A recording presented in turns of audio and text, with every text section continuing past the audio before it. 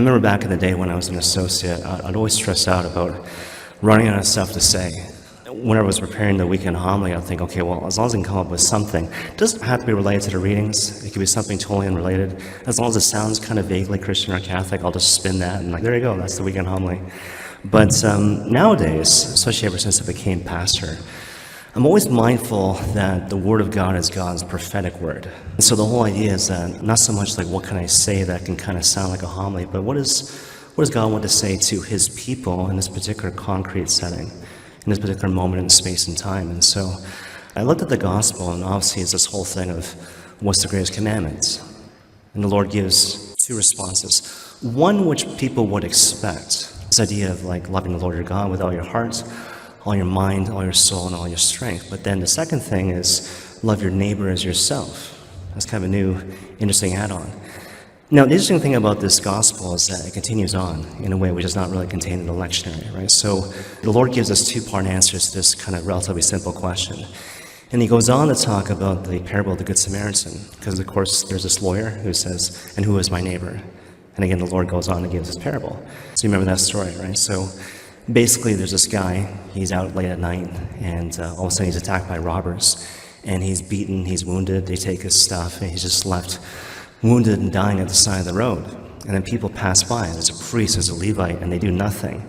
And then there's this Samaritan, this guy with mixed blood, someone seen as being outside of the class called pure blood class, and he comes and he tends to this guy wounded at the side of the road.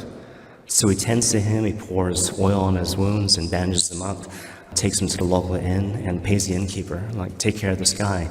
And I'll come back in the future, and if you need more money, I'll give you more money. And so just basically care for him until he's fully restored. And the key to kind of unpacking this particular parable is to ask yourself the question, like, who am I in the context of the story, right? So a lot of times what you hear is that, okay, I'm called to be the Samaritan. And whenever I encounter some variation of the wounded guy on the side of the road, I'm called to minister to that person, journeying with the wounded other. Okay, fine. Sometimes what you also hear is that I'm the wounded guy at the side of the road, and Christ is the Samaritan. So you think about the image of the oil being poured in the wounds, like emblematic, if you will, of the sacraments, right? And so there's that, and that's also true. But I think the real way to answer that particular question is to kind of say, well, look, in the story, at the same time, I'm both the Samaritan and I'm also the wounded guy at the side of the road. And so basically I'm called to love myself as Christ loves me. So when I encounter myself on the side of the road and I'm beaten and I'm wounded and I'm dying, to not be accusatory, to not be critical of that guy, to not say, like, why are you walking at night? Just to kind of tend to this person. And the church is a field hospital, so I'm called to meet people where they're at and journey with them to become fully healed, mindful of the fact that I'm my first neighbor. And the unspoken thing with regards to the gospel is that everything kind of flows from that. If I learn to love myself properly in the way that God calls me to love myself, then everything in terms of like love of neighbor takes care of itself, right? Now it tells us a couple things. I'll get to the thing I really want to talk about in just a moment. It gives us a more broad notion of what it means to be Christian. So a lot of times, like, we want to live in that space of, gosh, like being the helper.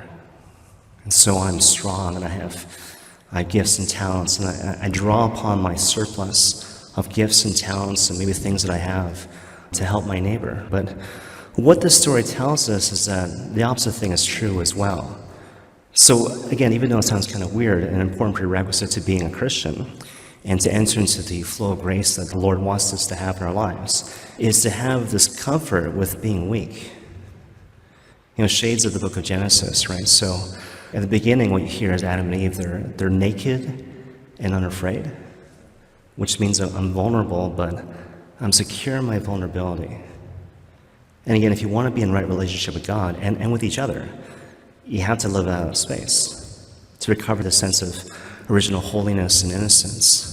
So I'm vulnerable, but I'm secure in my vulnerability. I trust that God's grace, His mercy, and His love, especially mediated through the holy people of God, will come through. Now the corresponding thing is I need to learn to receive as well as give.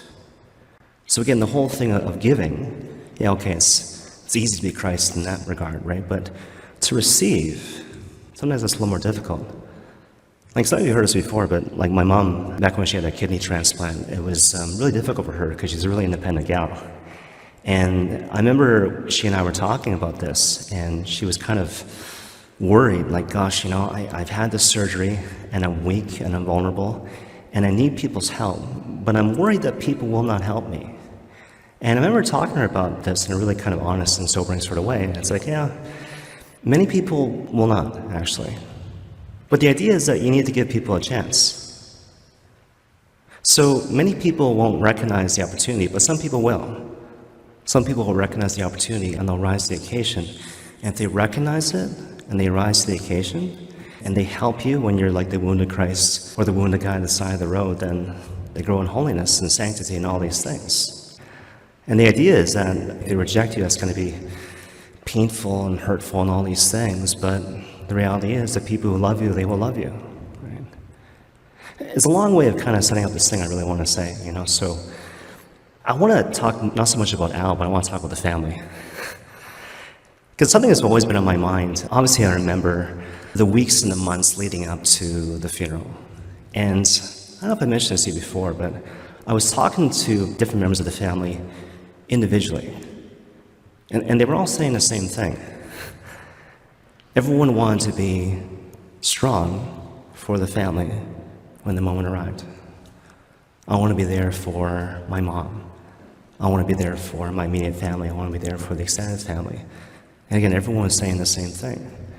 And I remember thinking to myself, I think not just the funeral, but this whole thing about leading up to the funeral, the actual moment of the funeral, and like the aftermath in terms of like grieving and healing and that sort of thing. God will bless your family in different ways in and through you.